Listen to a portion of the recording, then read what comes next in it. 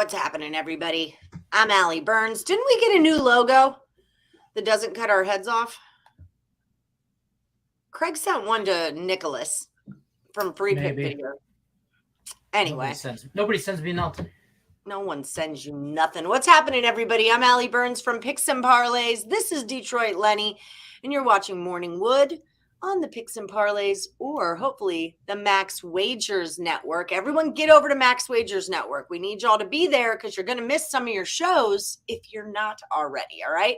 Also, we need you to like and subscribe, ring the bell for notifications, and speaking of that, boop, boop right there. It's up to $1,000 and a risk-free first bet for all new accounts. All you got to do is use the promo code MORNING or check out the description of the video. Click on the link and you're there. We do have a special guest today. Typically it's WNBA Wednesday, but there's really no WNBA today. It's already happening right now, live time, current status. What? I know. So Scott Reichel is going to roll in here and talk some tennis with us. Here he is right now. What's happening, Scott? Nothing much. How's it going with you guys? It's going. It's going. Having some internet issues, but we got this together. Got it happening. Well, at least We'll it worked itself out. I'm gonna update the spreadsheet. I'm gonna let you guys talk tennis because I don't tennis. No offense to anybody that does tennis. I just don't know shit about it. So I don't tennis. But what did tennis ever do to you? I was wondering the same thing. So I'm a fat kid at heart, like not at heart, like literally in real life. And I've always been fat. So fat, you ever never see a fat guy playing tennis? So that's kind of it. I mean, you could be the first. I'm not stopping you, you know? Groundbreaking. My knees are stopping me. That's what's stopping. Okay. But I could be first ever fat tennis player out of East Detroit. Maybe. I like it. I like the sound of that. Let's see what happens, you know? So, Scott, what tennis do we have going on nowadays? Wimbledon's over. That happened. Yep. What's going on now? Besides that, you have two tournaments going on the men's side. You have one tournament taking place in Bastad, which is a clay tournament, and then you have one in Newport, Rhode Island, which is grass. So even though Wimbledon's over, grass season's officially still underway, technically. It's one of the final grass tournaments. They're going to eventually transition back to hard court, mostly in America, for the U.S. Open tune-up stuff. But for the actual matches itself, had a couple upsets on Wednesday. I've mostly been betting on the early clay matches, and I've been crushing. And it's usually revolving around overs. I had the over in the Ramos, Vinolas, and Carrena Busta match, which ended up going 3 sets. And clay courts tend to see more overs than people think, but it's usually a good spot to potentially take over 2.5 sets because you usually see a lot of long rallies. You see a lot of, I'd say, shifts in momentum and really just energy levels. You ever dabble in tennis? I like tennis a lot. My kid played, we were talking about this the other day on the show. My mom's dude, his son was the captain of UNLV tennis, and he's good friends with Steve Johnson, Okay. and he was just at Wimbledon, and I think I'm going to have him on the show Monday to give us a Wimbledon report.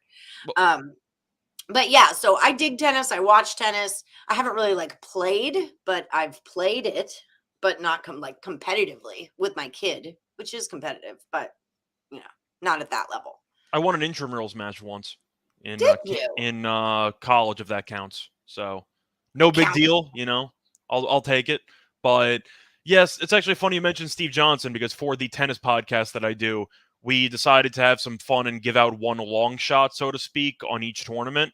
So my long shot was Vesely, and he actually just withdrew against Steve Johnson because of injury. So, yeah, my long shot, my guy got hurt, but Johnson's moving on, so it's kind of funny that you just mentioned that. But, yeah, if you want to actually pivot to the matches taking place early Thursday morning, Newport's more of an afternoon thing. Mm-hmm. Can't really talk about those matches for Thursday because the Wednesday matches are still going on, so all the matchups have not been decided yet. But there are a couple of really good clay matches taking place early morning. I mean 5 a.m. Eastern or 7 a.m. Eastern. And it's mostly going to involve overs. I see a lot of competitive matches. You have a matchup, for example, between Thiem and Bautista Agut.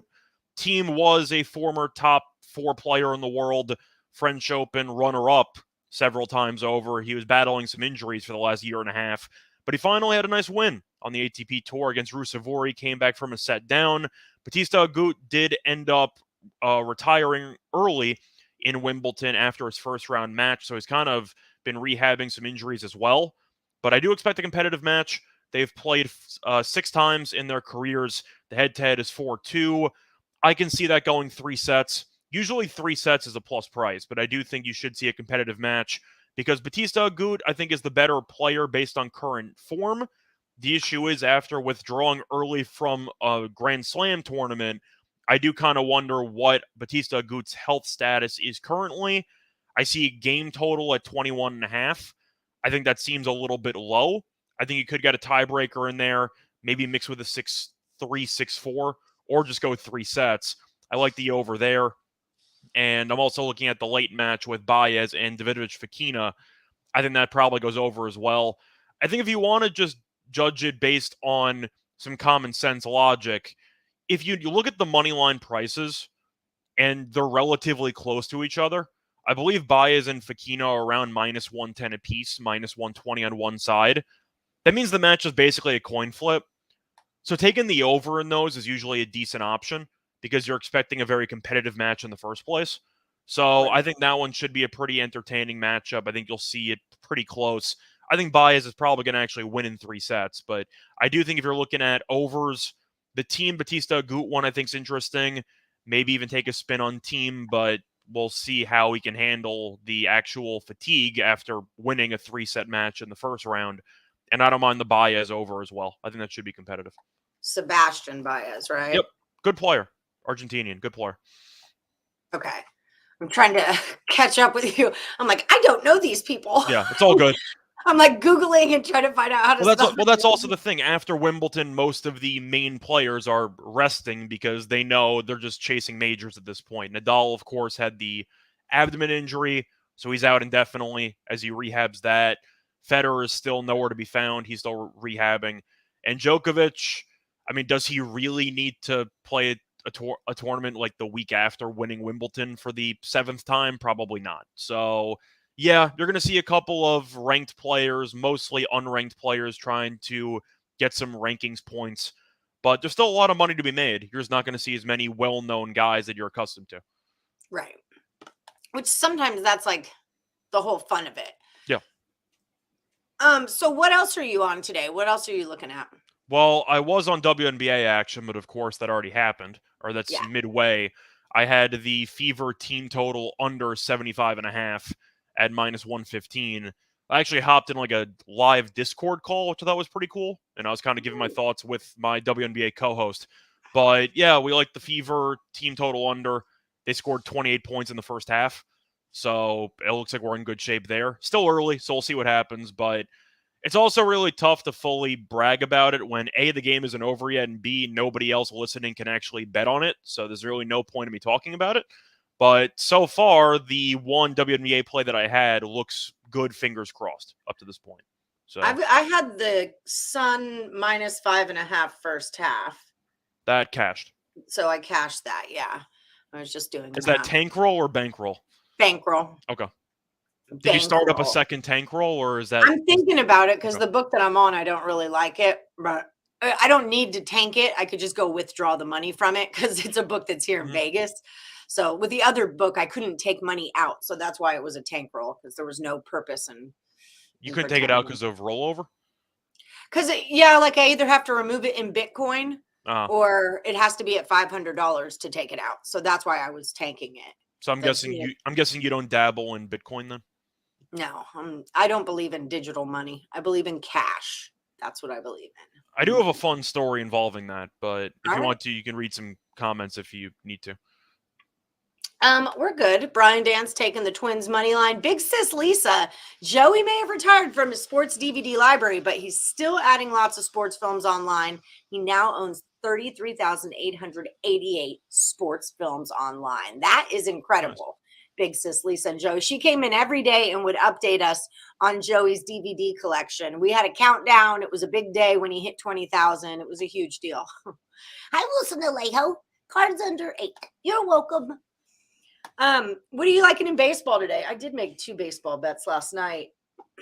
Well, I was actually going to go into a very, very brief Bitcoin story. Tell me your So, before Bitcoin was fully popular, my question for you, how did you used to fund your online sportsbook accounts? Well, cash. You just go to the book and put the cash in, and You didn't do anything offshore back in the day? that's the one that I just tanked, and I just put 100 in, like, off of my. I'm talking about like a couple of years ago, like before Bitcoin was fully popular. How did you used to? Did you ever use offshore stuff, or you were mostly just Vegas? I just started that last year, the offshore last year. So back in the day, I'm talking about senior year of high school, like freshman year of college. I had to deposit into 5 Dimes back in the day, which was like the official offshore book, which was the most common. I believe they went under. They had a serious fraud scandal. Not important right now. But anyway, you ever hear of MoneyGram? The red phone in like the back of like a CVS or whatever. Yeah. I know what you're talking about. So I used to be that guy that would use the MoneyGram phone and have to like send a couple $100 through like the cashier at Walgreens to some random Latin American country, like Ecuador or something. Right. And you'd just hand them money and you'd have to call up after, use the routing number, and that's how you used to fund your account. So Bitcoin, once that actually became a thing, the only use I ever had for Bitcoin back probably when I was a freshman in college was funding my online sportsbook accounts. I would just use Bitcoin as a middleman and just deposit money. So I'd keep money in Bitcoin for maybe 4 minutes and then immediately just ship it over. And then, yeah, pretty much what happened was that was my whole use for Bitcoin. It became my official source of depositing into offshore accounts. And then, of course, Bitcoin, when I was doing that, was worth like, I don't know, $4,000 a coin. Right. And now it's worth, I mean, it used to be worth like 40-something thousand a coin. Now it's like 20-something thousand. But yeah, Western Union, that was another one. But yeah, that was kind of my main story. J-Rock knows. The MoneyGram for Costa Rica, he knows. Yeah, it was mostly Costa Rica, Ecuador, any of those Latin American countries. You had to walk up and say the actual names, and of course you had like 45 different last names attached to it. Oh yeah, who are you trying to send this to? Oh yeah, Eduardo de la Cruz Rodriguez. Like you had to walk up to the counter and just say this full last name. It was a really shady process, but it was kind of fun. But yeah, Bitcoin, long story short, the reason why I know you said you didn't use it, that's the only reason why I started using Bitcoin, was just to fund online sportsbook accounts and how to withdraw it. That's the only reason why I did it. Silky says offshore accounts suck. Too many fees to load money. FanDuel is way easier. I can't. Oh no, but Jersilky, you're missing the point. This was before legal sports betting was really a thing, even in New Jersey. This was when it was only around in Vegas, and you pretty much had to use offshore or the local guy down the street. But when I was in, especially Wisconsin, which still does not have legal sports betting, and at least I don't think it does, and I don't think it's going to. I don't think it does right now. The point is, when I was in college, the only way I could bet was through offshore stuff. And I think when I was using MoneyGram, if you ended up depositing like over $150, I think the fee was free, or it was like $5. Like they had a reduced fee if you put in some money, like a decent amount. So yeah, that's kind of the brief story. My introduction to Bitcoin was funding offshore sportsbook accounts. That was my entire introduction to Bitcoin. Whatever works for you, whatever works for you, man. It's just like one more thing to me, like it's one more password I need to have and one more account I need to manage. And so I just never I don't need to be involved with Bitcoins and whatever they're doing. Silky says, I feel used to use Bovada. They charge fees and had to use Bitcoin to load money. Yep. Yeah. Lenny still has Bitcoin. Josh does too. I got to round that on Bovada though, because I had somebody in my grade back in senior year of high school who was accepting bets from Bovada. You just had to take a screenshot and send it to him. So I was able to use like Bovada lines and everything without having to ever deposit, because he was just taking action on photos of bets you wanted to place. Wow. That was basically it. Business. It was very, very degenerate. Once again, high school. It was good. It was a good time. Yeah. Good stuff. Lost a lot of money, but it was a good time. I bet. Well, I mean, that's how all sports betting careers start out. You lose a bunch of money because You you kind of know how have you to. learn how to make money? By losing it. Yep, That's just, that's my philosophy too. So yeah. it's going to It's a, happen, especially if you're just starting out in sports betting. Don't panic. You might want to tread lightly a little bit, but every single mistake you could possibly make, some basic ones like don't chase, don't like, there's a lot of basic stuff. I violated like every principle back when I was in high school, of course, but then when you lose, you're going to have to learn and adapt.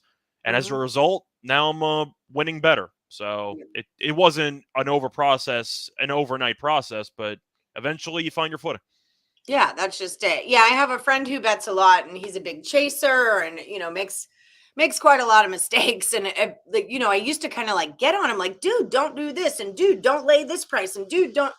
And finally, it was just like, you know what, you do you, because I'm not going to teach you how to do this. Once you lose enough money, you'll figure it out. You'll want to stop losing money, and you'll figure it out. So, and that's what happened. So, yeah. I know I just segued. Sorry, I know you were going to ask me about baseball. Oh yeah, I just wanted to check in with your baseball for the day. If you're on, I know James likes the Brewers today. Do you have any feelings about them? Well, the Brewers have been solid. If you want to look through the actual numbers here, that game actually just started. They're in the top of the first. But I just saw that. it's still 0-0 though. So if you actually wanted to live bet it, they just got out. So you could probably get a decent number on the Brewers if you want them. I'm not a big fan of Ryan as a pitcher, so I don't necessarily mind that play. But since it already started, I can't exactly say that I'm all in on any action pregame. But I do have a play today. I kind of like two plays from the same game.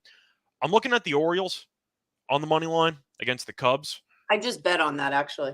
I understand I'm that not it looks. going to stop betting on the Orioles until they stop winning. That's Every my single logic. day, I wake up and bet on the Orioles. That's what I do. Especially if you're going to give me plus money. I mean, it's Hell one yeah. thing if the Orioles have won 9 in a row. And you're like, okay, maybe they're playing the Astros or they're playing like a team that's really good. The Cubs suck. Like the Cubs have lost 5 straight. They're terrible at home. They're basically bad at everything. And yet the Orioles were getting, I think it was plus 108 when I made my video. I just got it at 115. I was going to say, I know money came in on the Cubs, but once again, if you want to lay money with a bad baseball team, and the Cubs are a bad baseball team, and you want to fade a team that's won 9 straight, good luck to you. But based on value, I kind of had to take the Orioles. I do like the first 5 under in that game as well, with Steele and Watkins on the mound. They've both been good lately. But I saw that the first 5 under is about 4.5. The wind's blowing in at Wrigley at about 11 miles per hour. 4.5 with the wind blowing in at like 11. I just think that total seems way too high. I think you're going to see a very minimal amount of home runs.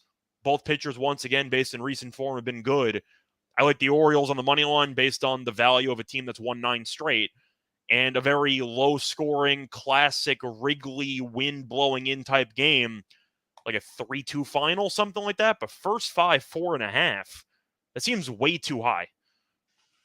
I just bet on it. Yeah. The juice is on the under. It's a minus 125. Yeah, I know it. You should bet it sooner rather than later because that was, I believe, minus 110 overnight. And now it's going to be probably closing at 4. I'd be shocked if it was still 4.5 by first pitch. Yeah. Okay, so that Orioles plus the 115 and under 4.5 first 5 is his play. What else you got? Give us more. We want more. Well, I am a Yankees fan, so it's been a pretty painful last couple of days. Minor's been awful. Severino's been good. But the Yankees bullpen's been a disaster. So I guess the question is, do you really want to... I'm not laying 345 with the Yankees, and I'm definitely not going to be taking a run line of like minus 150 with a home team. I don't mind the team total over for the Yankees. Just a straight fade of Minor. Do I really need to justify it? I mean, you can just look at any stat you want. He's not very good. And he's been pretty bad everywhere, especially on the road. He has basically an 8.80 array on the road. You can go through the home run numbers, 38 innings pitched, 12 home runs allowed, which is really a problem. So I do agree with Silky. I'm not going to take the run line. I'm not going to lay that juice or anything. But maybe a first 5 team total over, a team total over. The wind's blowing out to left field. You know, the Yankees are going to stack the lineup with righty bats. I just expect Minor to struggle in Yankee Stadium with the wind blowing out just because it's a home run pitcher in a home run ballpark with the wind blowing out. I feel like that's kind of the move. I know Jersilke also mentioned that Judge might not play. That's fair. He did pinch hit in the 9th inning yesterday. So I do know that he's technically available. The question is if they want to use him. I just expect the Yankees offense to wake up and to perform well, and that's kind of my logic. Plus the Reds' worst bullpen ERA in the league. So I see some opportunities. So there's that. I took the Cardinals over the Dodgers. Okay. You're fading Gonsolin. Is what I did. I am. And I heard some stat yesterday at my kids' baseball game that like the Cards have like swept the Dodgers. What's their record against the Dodgers and the Cards? That the Cards are really good at home against the Dodgers. And Gonsolin, like, I don't know what it is about him. I'm always on him at the wrong time. He's not my guy. And I dig Wainwright a lot. So I'm just going to take a little plus money, see if maybe I can get an early lead and jump on the other side of it if possible. I think my question for you say that you seem to be on Gonsolin at the wrong time. Mm-hmm. What exactly is the wrong time? Because the Dodgers have won each of his last 8 starts, and they've won each of the last 7 by the run line. So I want to say maybe what do you consider a good or a bad spot? I was going to say because he's been good. Yeah, it could have been like a total. I know that I bet him at least, I want to say at least 2-3 times this season already. Okay. But I want to, hold on, I'm looking him up so I can find out. I'm saying the last 7 they've covered the run line. In my head, and I'll be like, oh yeah, I remember this. I know Lenny's backstage. I'm sure he's made a lot of money on Gonsolin this season. I like Gonsolin and I want to like him more. But I want to say it's like a first 5 thing or something. I don't do well with, like, I have those certain pitchers that I don't do. Zach Eflin is another one. Well, the Phillies in general are just one, but I just can't ever seem to cash when I've got, when I've got something going on them. Where are you? Right there. For me, I'm not going to overthink it. I like the under in that game. You have Gonsolin, who's been great on the road, has been great in general. Cardinals also really not hitting well for the last couple of weeks, so I do think he should pitch relatively well. And if you want to look at Wainwright's numbers, it's a classic Wainwright story from the last 2-3 years. His numbers overall are pretty good. He's awful on the road, and he's amazing at home. Mm-hmm. It's been the story for years. At Busch Stadium, he's really good, and I think you're going to see a pretty low-scoring game as a result. So I like the under. I think you're going to see a 4-2 type game, but I think this total's a bit too high. I just took it. I'm degenerating a little bit here. I respect it, and I'm flattered. Well, if you're going to give me free picks, I'm going to take every damn one of them, Scott Reichel. All my picks are free. You know where to find me. I know. That's what I'm saying. Like, you're just going to sit here and spout off picks. I'm going to bet on them. Just saying, though, do you think 8 seems a little bit too high? Because based on the pitchers, I know weather is going to play a factor, and if the wind's blowing out, you're going to see automatic over money. But I just think both pitchers are solid. I don't really get why the number's that high. What was the final yesterday? Wasn't it like it was high scoring? Yeah, so that's probably why. Because the betting public is going to think, another big. Wow, Mets are up 4-0 on the Braves. I think Mariners it was 8. Are up 5-0 on Washington. I think the Dodgers total was 8.5 last night. So if you can still find an 8.5 juiced, I would take it. But when I saw the pitching matchup, I just blindly assumed 7.5. Yeah. With Gonsolin and Wainwright, I just figure 7.5 is probably the right number. Anything above it, I'll take the under. So. That's a good one, the Nerfy. I wanted to ask the chat about this and have like a chat talk about how do you find.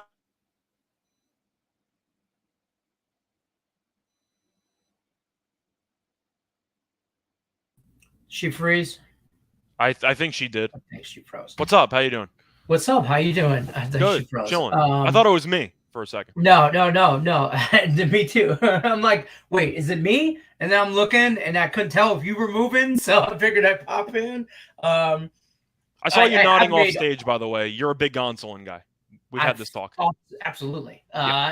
I've made my every time, maybe 2 times. I haven't bet him all year. You back? I don't know. I think so. Yep, you're back. There you What's go. up? Okay. Right, I told you, the internet's having a situation. I thought it was mine, but go ahead. Okay. Dodgers pitchers suck, kept getting blasted with 2 outs.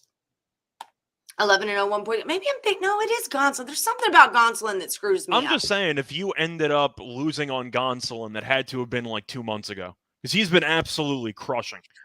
How are his Nerfies? Because that's definitely something I could have been losing on. But I confuse pitchers sometimes too. Oh, sugar nuts. His Nerfies, I'm assuming, are very solid because Hell, he gives up less than 3 earned runs every start he has. So I'm assuming he's pretty good in the first inning. I think the one issue with some potential nerfy stuff for St. Louis is the fact that the Cardinals have actually been a very solid team when it comes to the Yerfie. So if you want to just go based on overall form in the first inning, the Cardinals have been a pretty good offense in the first inning. But with this pitching matchup, I kind of have to like the nerfy. I just think you're going to see a low-scoring game. I don't mind the under in the first 5, under full game. You might have to sweat out a Kimbrel appearance, which is never fun.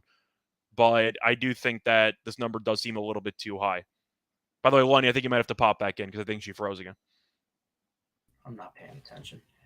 I've made all kinds of money on Tony Gonsolin. So and nerfies with them. But I am afraid of Wainwright. And not Wainwright. I'm afraid of the Dodgers getting one. Just easy jack. I'm a nerfy guy. I like nerfies.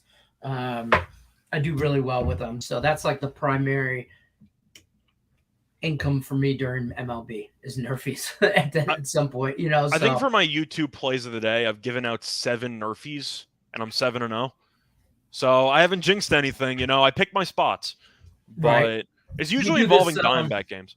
We do this little contest on the Morning Wood, the Handicap 30-day contest. 2 picks a day, minus 150 juice or better. Stuff like that. And you enter and you got to stay above 500. You can't like 7-7 after week 1 and you're out. You get cut every week, whatever type thing. And I'm it's 24 picks so far, and I'm like 16-8 in nerfies for this month. And I'm just trying to win it on nerfies. Just 2 nerfies a day. It's a grind. It's crazy. But are you back again? I hope so. We'll see what happens. Well, I was going to say, Lenny, before you hop back out, since I give out my baseball thoughts, do you have any baseball plays that you like? I'm all over the Tigers today. I love Rick Skubal. I love Skubal. I like them all year. I think they're gonna split with the Royals. 4-game series. This is the last game of the series. I don't hate the under in the game. I think it ends up like a 4-3 type game. It's at 8. But I don't hate the under. I already cashed the Mets Braves nerfy. I'm also on the Dodgers Cardinals nerfy, Red Sox Tampa nerfy, and the I kind of like the Texas A's nerfy. I can't believe that you forgot to mention how you're all over the Miguel Cabrera over half a stolen base after yesterday, you know? First of all, I saw this on Twitter and just saw him in the dugout and he's I can't breathe. Like if it was a foot, if it was he's like you he can needed tell. the oxygen. He's not tank. joking. He Yeah, needed everything. Yeah. I retweeted it. I'm like, somebody get that man the tank. Somebody give him the oxygen mask. And it was great because he even scored on. He scored from second base, and I was like, "Oh, let's go, big fella!" And he was rumbling and stumbling. He made it all the way around, but he scored. And we know it's like probably last year he's going to play, and best Tiger I've ever seen in my generation play. So, I'm a big Miggy fan, and hit him score, and we won. It was like, yeah. And I really like Bo Brisket, or I call him Brisket. He's been good his last couple outings. He has, and he's young. I really like him as a I like him. He's a young pitcher. The Tigers in general, I think, have a really good young pitching core. Their bullpen, I can't believe I'm saying this, isn't half bad. Yeah. Last year they were a dumpster fire. This year, Greg Soto, he's back in the All-Star game for the second year in a row. So I like that. I like what they're doing there. So that's where I'm at. Shut up, Tim Earl. It's the thing about the Tigers, though, is that you look at the overall record and go, wow, this team sucks. But if you take out the first 20-something games, they're basically a 500 team. Yeah.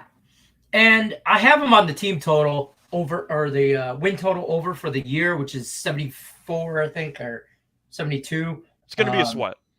It's going to be a sweat, but second half of the year, I just need them to go on a little run, which is possible. And that division It's horrible. The White Bad. Sox, I don't know why La Russa's still a manager after today. The Jays fired their manager. What's his name? Montoya? Yes, they fired him. And I don't know why White Sox manager still has a job. The White Sox, I thought beginning going into the year was pretty elite team. I thought they were a pretty very, very good team. And but they've been struggling, so I look for them in the second half of the season. But the Royals and the Twins, I don't believe in them. I think they had a really good first half of the year. And the Tigers are going to surprise people, I'm hoping, in the second half. And I don't know. I'm all over NHL free agency right now. Yeah, same here. I don't want to say, yeah. I'm excited. The Wings signed, what's his name from the Rangers, Cope. Oh, you signed Copp. Okay. Yes. Yeah. Played for Michigan, played with Dylan Larkin. I like that signing. I like to bring in home the hometown guy. He played in Ann Arbor, Michigan. He's from Ann Arbor, Michigan, played for U of M. So I really like that signing. By the way, my question for you, what do you think was, I'd say, more surprising? Montoya being fired first or Trout getting injured again?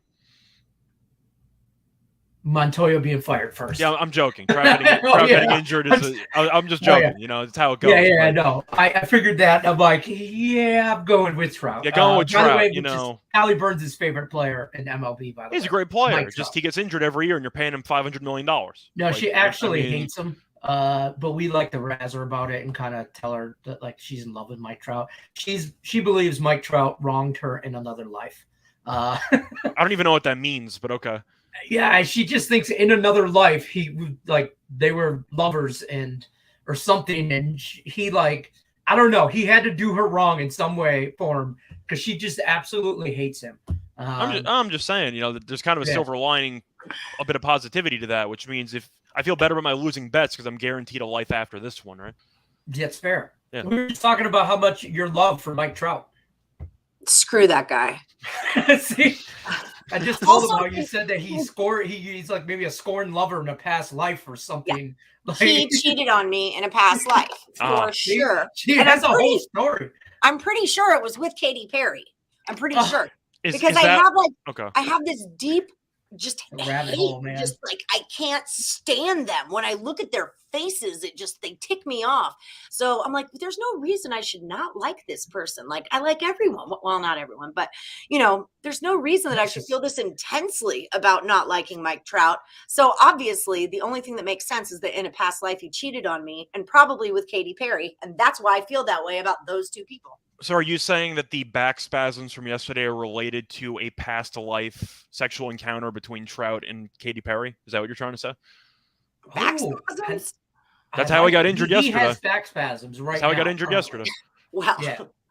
Just saying. I'm not connecting all the dots, but, you know, just throwing it out. If we want to go down this rabbit hole, it could have been from numerous. Could have been. So you're saying he cheated on me more than once then?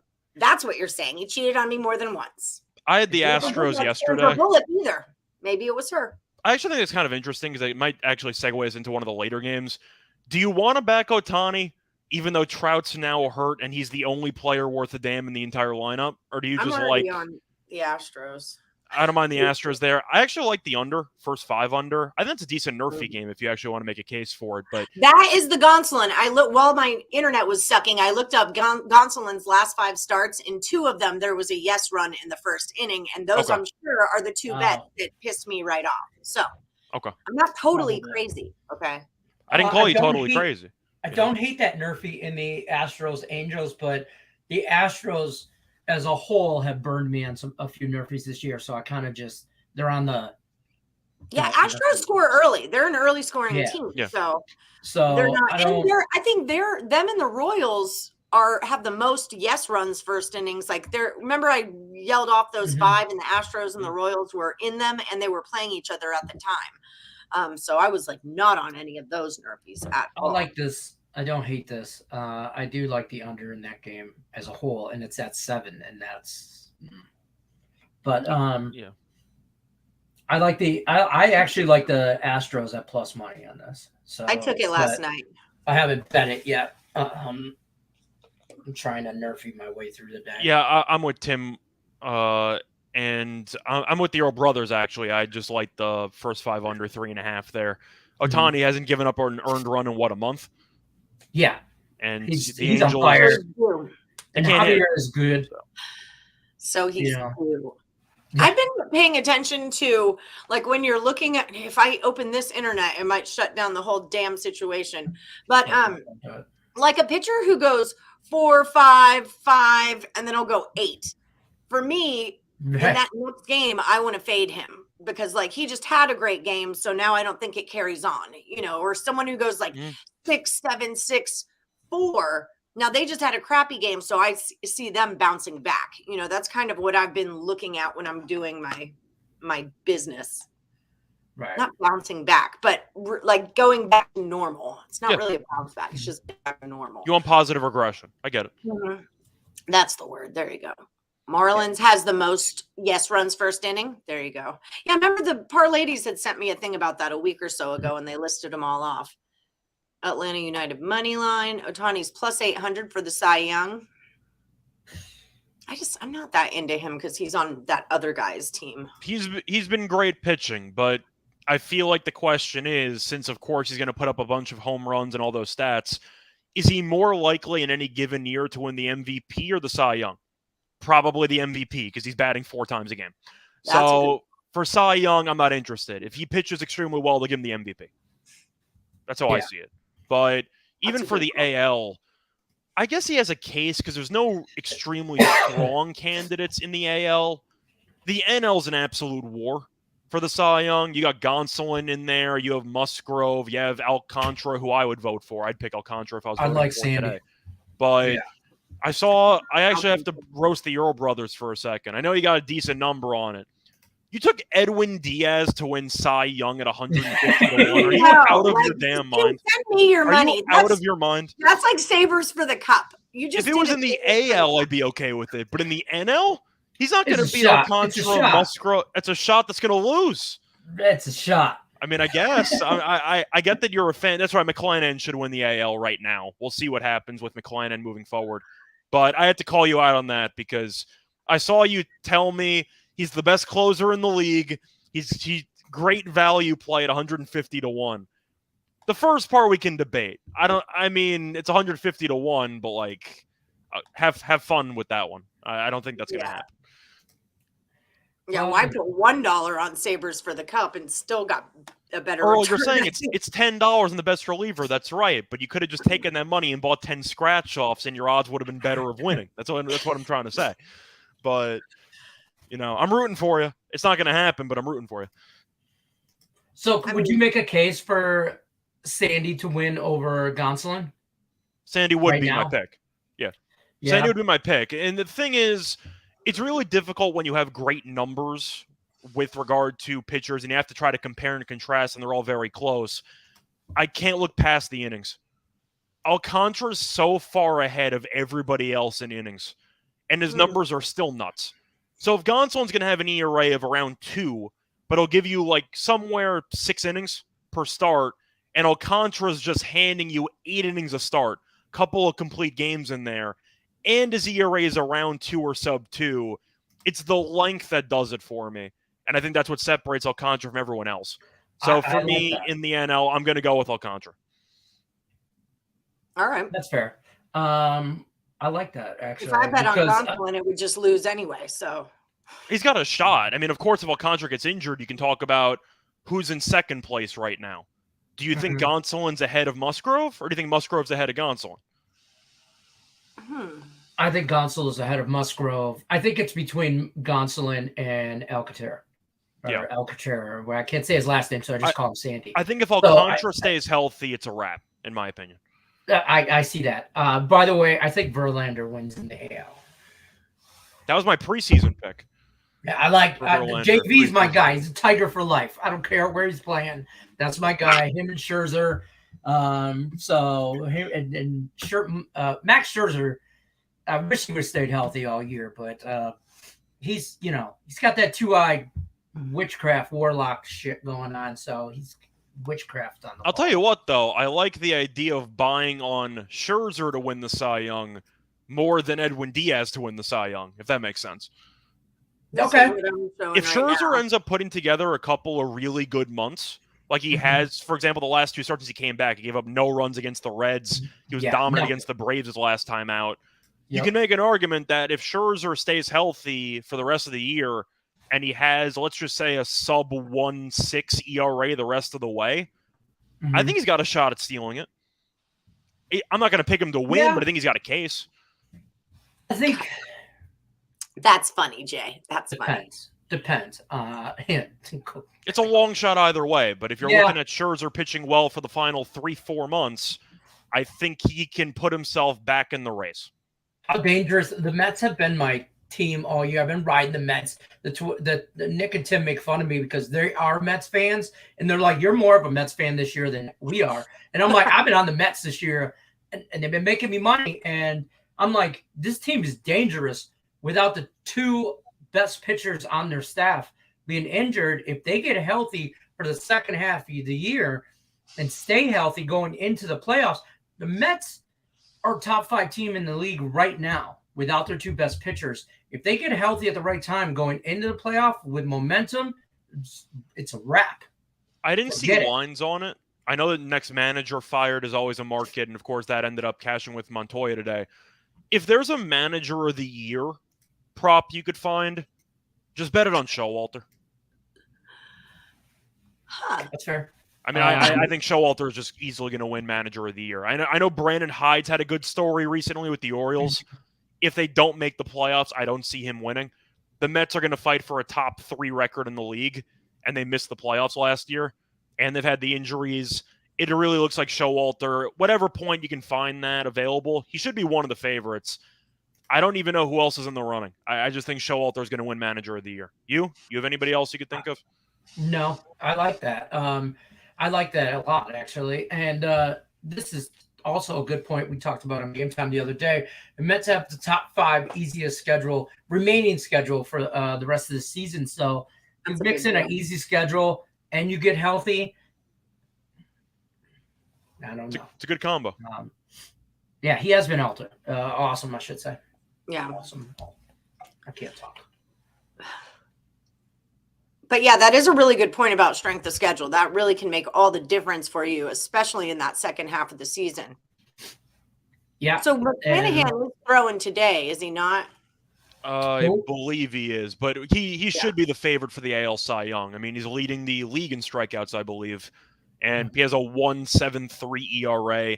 The thing about the Cy Young, it's not like the MVP where you have to actually be in a big market area in order to actually win the award. How the writers gave Felix Hernandez a Cy Young award. He deserved it, but you were worried about Seattle being a small market and him not getting the award. It doesn't really matter that much for the Cy.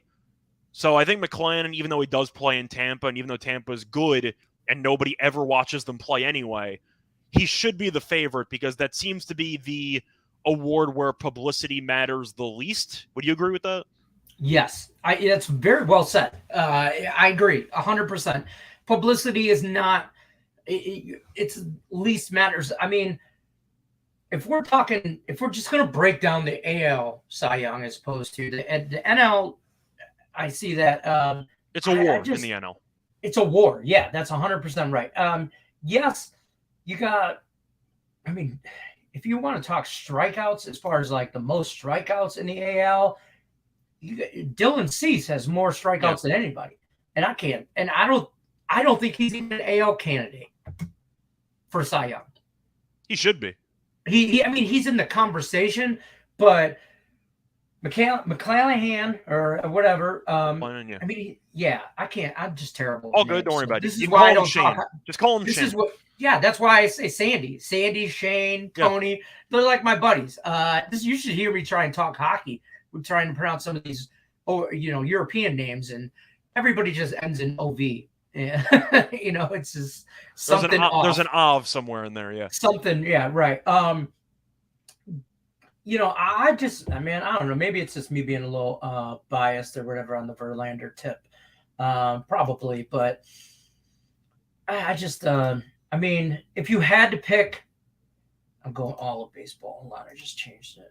Why did I do that? There's really not many candidates in the AL. Like the NL we were talking about, we didn't even mention Corbin Burns, and of course his name's always going to be in the running.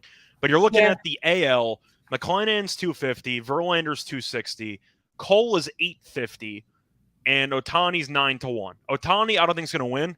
He can pitch as well as he wants. I just think that's going to lead to his MVP candidacy as opposed to the actual Cy Young. Cease is fun, even though Chicago's not a very good team, but of course Cease does have the numbers. I can't believe he wasn't even on the All-Star roster, which is offensive. That's a disgrace. But I mean, I think there's still time though with some alternates or whatever. I think when's the last day they can pick an alternate? Like Friday? I was going to say, not to mention all the injury stuff. So you might have but so that could always be a factor. You always have one or two drop out at the last minute. For Cy Young, I don't want to say bet on the two favorites, but I mean, if you're going to end up betting McClanahan at 250 and Verlander 260, and you don't think Cole has a realistic shot or Ohtani has a realistic shot, then you're automatically making money if one of those two win. Let me just tell you, I think the Yankees in a whole, you mentioned Garrett Cole, the Yankees pitching staff, I think, doesn't get enough love. And I'm not a Yankee fan. Okay? You know, the Evil Empire and all that crap or whatever. Tigers have had some battles with the Yankees over the years, and not you beat us in the playoffs. Yeah, not anything recently, just because we suck. But I think the Yankees pitching staff is underrated and doesn't get enough love. I should say, not underrated, but doesn't get enough love. That team scores a lot of runs. They let up a lot of runs either. So I think, I just think the Yankees are peaking too early. I agree. And I think that's going to segue me into my actual point with the rotation. You talked about how good they've been. I think the rotation's overrated. And Cole was great last night. The bullpen blew it. I mean, Cole wasn't phenomenal. Don't get that twisted. Right. But you're looking at some of the back-end guys. Montgomery's been okay, but it's mostly involving Nestor Cortez and Taillon. Both of them were phenomenal for the first 2 months or so. You can tell Cortez, who has never been an all-star caliber guy, he's starting to show signs of serious regression for the last month or so. And Taillon's the same way. We know that he had the talent. We know in Pittsburgh he couldn't fully piece it together. With the Yankees, he's been pretty decent for the most part, and he's been shelled for the last month. So if you want to talk about some potential fading spots moving forward, fading Cortez and Taillon over the next couple of weeks, you might get some really nice plus prices. Fair. I don't hate that at all. I mean, I just don't think, first of all, the Yankees currently 61-26. I mean, I don't think you can keep up that kind of pace. You just can't. I mean, they're not going to win 120 games this year. I'll give them 105. I was going to, if you put a total at 110, I'd take the under. If you put it at 105, I'd probably take the. It's also tough because they're in the toughest division in baseball, based on record. So. Yeah, you don't have Nick. Tim hates the Yankees. Really? I can't believe that. The guy who likes the Mets hates the Yankees. I can't know. But you know what's funny about this is Nick was really high on the Yankees all year. Nick has been high on them. He did catch this. Everybody and their brother, we were talking about this during game time, added the Yankees money line to a 2-team parlay. Like whatever game you liked, they added the Yankees yesterday. And I'm like, that's why the Yankees are going to lose. Is because everybody, and they're going to do it again today. But the Yankees, they're not going to lose 2 in a row to the Reds. But as far as like today, as far as the Yankees go, I think you're right. There's no value on the run line or anything to that nature. Team total, it's at like 5.5. I'm not laying 2.5 on a run line with a home team. That I'm not doing. Not doing that. So I like Savino's strikeout props. Okay. I like the over on that. I like the team total. But that's really like it. As far as value, but I think the Yankees probably just destroy the Reds today, 37-1. They should. You can argue about the first 5 if you're really worried about the Yankees bullpen, which has been leaking oil for the last couple of days. I mean, these are some embarrassing losses back to back to back. These have been rough. I would look at the over if it's like 9, the whole game over, just because of the bullpen with the Reds. rather than a first 5 total, but that's me. I got a good question for I'm you, not a big first 5 total guy. I'm more of a full game total guy, but if I'm betting the game, I like a first 5 or a Murphy. I just like to take the bullpens out of it. I get it. I am going to warn all of you, though, if you are going to take Yankees money line or even the run line. Holmes pitched yesterday, not well, but he threw a bunch of pitches. He's not available. Peralta came in yesterday. He's not available. If you're going to back the Yankees, have fun with the possibility of Chapman closing the 9th inning. Just throwing it out there. I don't know what other arms they have. They burned 2 of their closing options in the 9th inning yesterday. Chapman might actually close the game today. Maybe. Oh, so just keep that in mind if you like the Yankees. You might see Chapman in a pretty decent high leverage spot.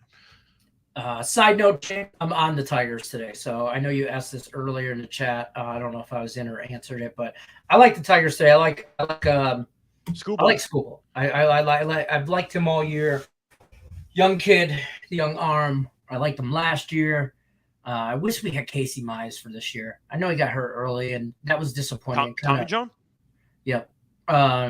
So, I just would have liked to see that rotation of Mize, Skubal, Brisket, and then you throw in whoever, what's his name? I can't think of that dude's name right now to save my life. I don't like him, though. Oh, God. Rodriguez. Thank you. You have 2 of them. You have 2 separate E. Rodriguez's. E. Rodriguez. He opening day. He opened for us, and I was like, why? Why are we opening with this guy? Why? And Eduardo was always the king of run support in Boston. He was the master of run support. You don't get – we couldn't hit the ball for the first 30 games of the season at all. I mean, we've scored the least amount of runs. It's whatever, Tigers. I can go on a whole – And you have the other one who is tipping his pitches. Yeah, exactly. I could do our show on the Tigers and just be angry. You know who I missed, though, from Detroit?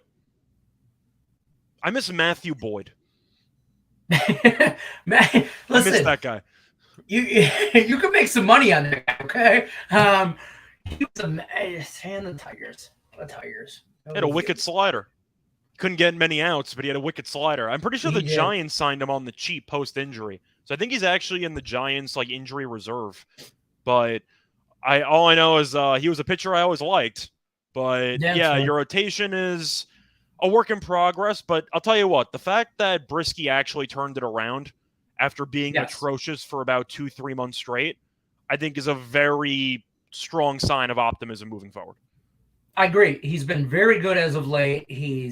I watched this whole I watch every Tigers game every day. I watch Tigers game. I'm sorry for you. I know it's just at some point it's just on in the backfield, behind me. I mean, there's the TV. It's just usually on. Every time you hear the strong crack of the bat, you look up because you're not used to hearing that sound. Well, I watch obviously Detroit sports stuff on YouTube wherever and it's just somebody said it. One of the sports guys on the show said it the best, and he's like, at this point, I just feel bad for not only the players, but the announcing staff, the guys in the booth. I feel bad for the players. Al Avila is horrible general manager. I don't know why this guy is still employed in that Major League Baseball. I'm convinced he has pictures of Chris Ilitch, who's the owner of the Tigers and the Red Wing, the Ilitch family, Little Caesars.